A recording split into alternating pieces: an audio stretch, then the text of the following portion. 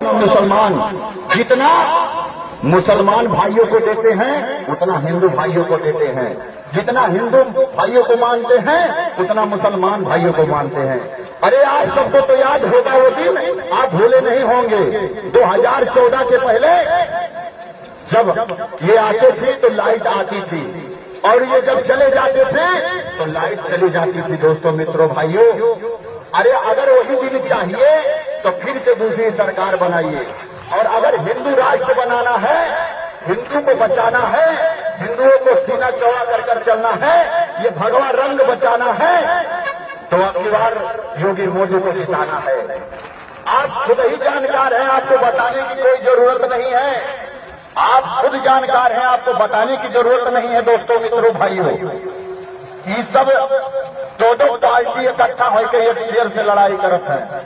अरे तीनों पार्टी इकट्ठा हो जाए